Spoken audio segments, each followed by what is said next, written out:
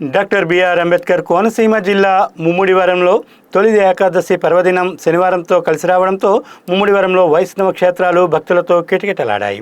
ముమ్మిడివరం శ్రీదేవి భూదేవి సమేత శ్రీ కేశవ స్వామి, రుక్మాంబ సమేత పాండురంగ స్వామి, పల్లిపాలెం శ్రీ వెంకటేశ్వర స్వామి ఆలయాలకు వేకువజాము నుండే భక్తులు పోటెత్తారు. ఈ సందర్భంగా ఆయా ఆలయాలలో విశేష అభిషేకం, అష్టోత్తర సహస్రనామార్చన, పూజలు, ప్రత్యేక అలంకరణలు నిర్వహించారు. అనంతరం భక్తులకు ప్రత్యేక దర్శన ఏర్పాట్లు చేశారు.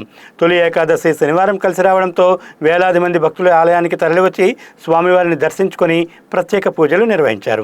ఆలయానికి వచ్చిన భక్తుల కోసం తాగునీరు, దర్శన క్యూ లైన్లు, ప్రసాద పంపిణీ తదితర సౌకర్యాలను ఆలయ కమిటీ ఏర్పాటు చేస్తుంది.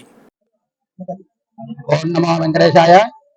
ముడివరం మండలం పల్లిపాలెం గ్రామంలో వేయించేసి ఉన్న శ్రీహరి సాగేతాలయంగా పిలువబడేటువంటి శ్రీ పద్మావతి సమేత వెంకటేశ్వర స్వామి వారి ఆలయంలో ఈ రోజున తొలి ఏకాదశి శనివారం మహాప్రదానాన్ని పురస్కరించుకుని స్వామివారి ఉదయం నుంచి కూడా ప్రత్యేక పూజలు, అభిషేక కార్యక్రమాలు నిర్వహించుకుని భక్తులందరూ కూడా ఈ రోజున అధిక సంఖ్యలో స్వామివారిని దర్శించుకోవడం కోసం విశ్లేషిస్తున్నారు.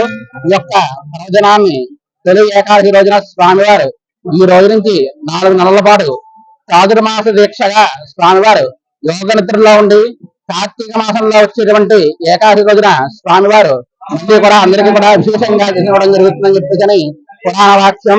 అలాగే ఆ యొక్క విశేషత కూడా భక్తులందరూ కూడా తెలుసుకుని ఈ పద్మావతి సమేత వెంకటేశ్వర స్వామి వారి ఆలయానికి భక్తులందరూ అధికంగా విచ్చేసి స్వామివారి యొక్క దర్శనాన్ని స్వీకరించి, తీర్థప్రసాదాలు స్వీకరించి స్వామివారి దర్శనాన్ని పొందుతున్నారు. అంతేకాకుండా ఈ యొక్క ఆలయంలో ప్రతి శుక్రవారం కూడా స్వామివారికి పంచామృతంతో విశేషంగా అభిషేక కార్యక్రమం నిర్వహించబడను.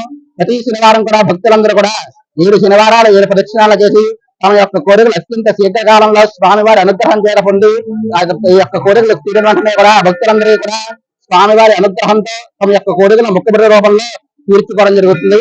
ఓం నమో వెంకటేశాయ. ఓం నమో శ్రీనివాసాయ.